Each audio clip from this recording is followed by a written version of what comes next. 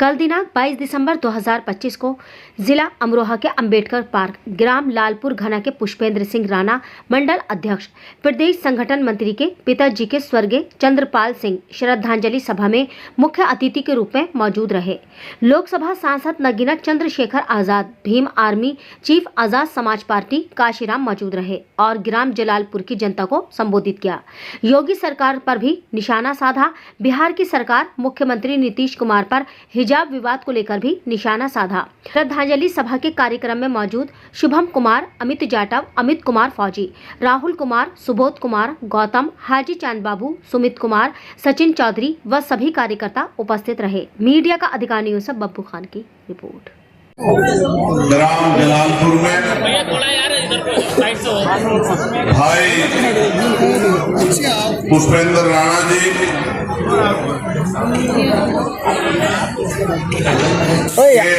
भाई साहब परिवार में जो तकलीफ हुई है, उस तकलीफ के इस अवसर पर मैं मेरे साथी उनका दुख बांटने के लिए यहाँ पहुंचे। भाई पुष्पेंद्र जी के पिताजी चंद्रपाल सिंह जी जो 72 वर्ष के थे और परिनिर्वाण प्राप्त हुए, एनसीए के नाम से एक स्कूल की स्थापना, क्योंकि बाबा साहब ने भी कहा था कि शिक्षा श्रेणी का वो दूध है जो पिएगा वो दहाड़ेगा।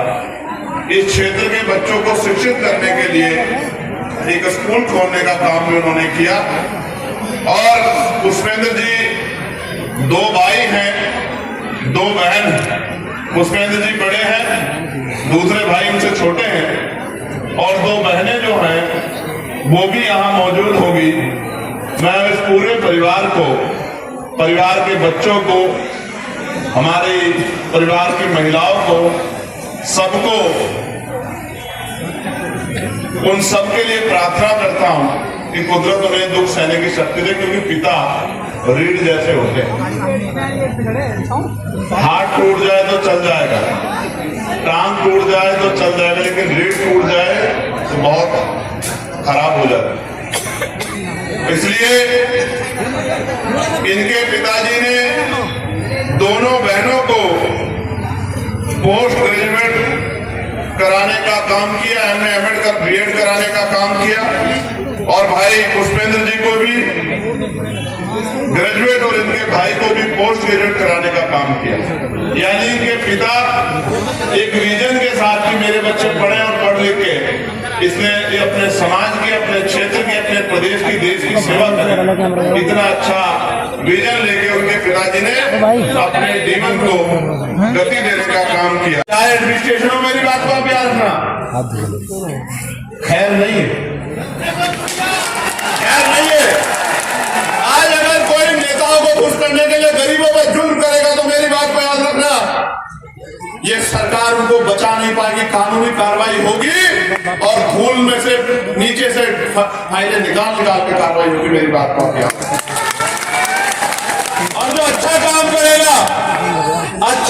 करेगा उसको आउट ऑफ टर्न प्रमोशन देके उसको मजबूत करने का काम भी हम ही लोग करेंगे, संविधान को मानने वाले लोग करेंगे। प्यारे साथियों, तो मैं नौजवान की बात कर रहा था। आपने अपने बच्चों को दूध रूपी खून पिला के मेरी माओ ने बड़ा किया और एक रोटी कम खाई, क्योंकि महापुरुष कहते, गांधी जी महाराज कहते, फूले साहब कहते, परमानंद लोधी जी कहते थे, एक रोटी कम खाई, खाली नहीं तो हाथ पैर के खाई, लेकिन अपने बच्चे को पढ़ाया, क्योंकि बाबा साहब ने कहा शिक्षा श्रेणी का वो दूध है जो पिएगा और दहाड़ेगा। तो आपने पढ़ाया, लेकिन पढ़ा लिखा नौजवान मजबूर है क्योंकि रोजगार नहीं है। किसके पास जाए, किसको कहे? माँ बाप सोचते हैं सब कुछ तो इसके ऊपर लगा दिया, आज इसमें रोजगार नहीं, रोजगार कहां से आएगा?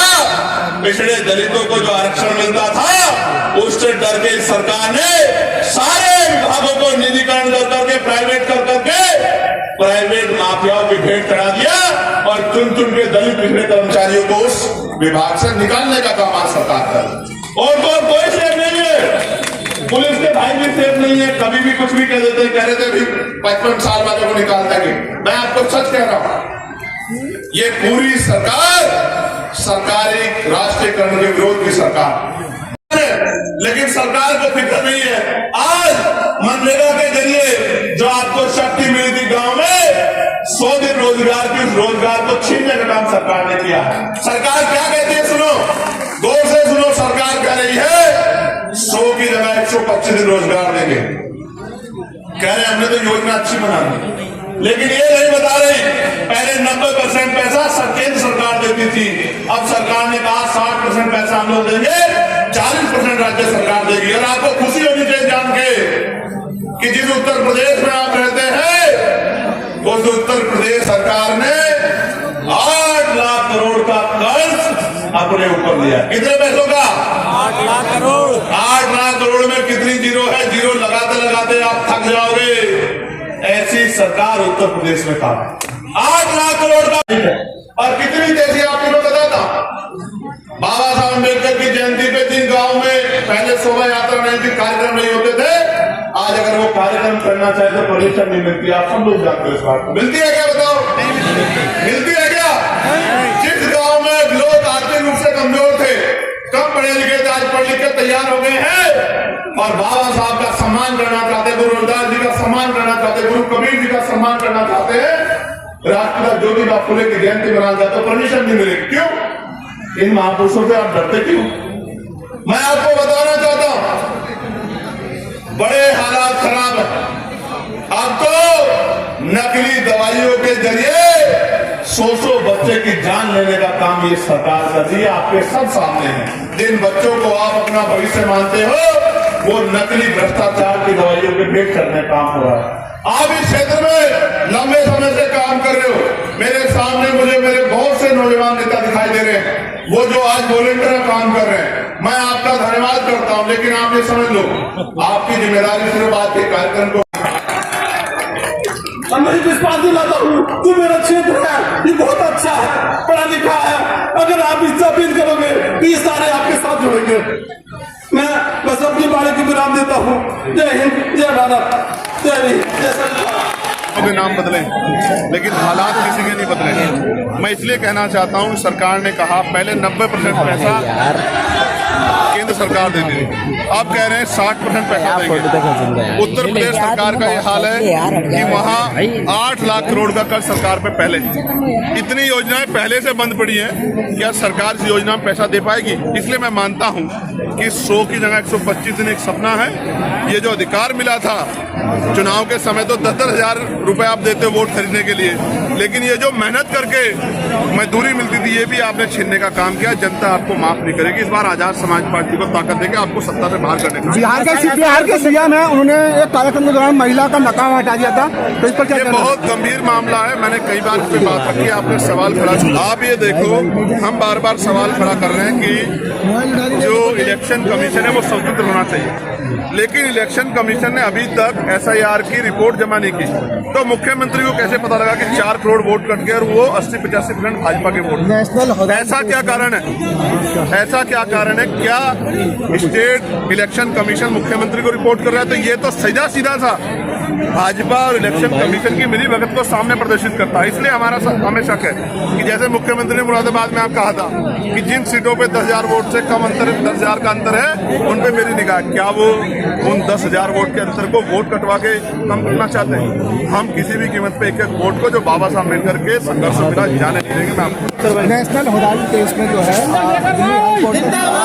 तारीख की है, राहुल गांधी और राहुल गांधी से जवाब। तो आप ये उनसे जाके मुख्यमंत्री ने कोडिन का सिरप को लेकर कई बड़े चेहरे सामने आए हैं। अखिलेश यादव के सामने उनका फोटो भी है एक प्रोग्राम। देखिए, मैं स्पष्ट कह रहा हूँ, वो किसी पार्टी जुड़े, विपक्षी पार्टी और सत्ता पक्ष की, उनकी जांच होनी चाहिए। CBI के द्वारा जांच हो, सुप्रीम कोर्ट की निगरानी में जांच हो, जिससे दूध का दूध पानी का पानी हो और सख्त कार्रवाई हो। किसी को भी पैसे के भ्रष्टाचार के चक्कर में गरीबों की जान देने की छूट नहीं दी जाती। एक सवाल है, एक सेकंड, वकील लोग आंदोलन कर रहे हैं। मैं खुद एक अधिवक्ता हूँ। मैंने कानून मंत्री से मांग की ज्ञापन सौंपा कि एडवोकेट प्रोटेक्शन एक्ट लागू करो और पश्चिम में हाईकोर्ट बेंच बने। मैंने इसके लिए पार्लियामेंट आवाज उठाई, केंद्रीय कानून मंत्री से भी मिलकर मांग की। सरकार इस मांग पर नहीं सुन रही है।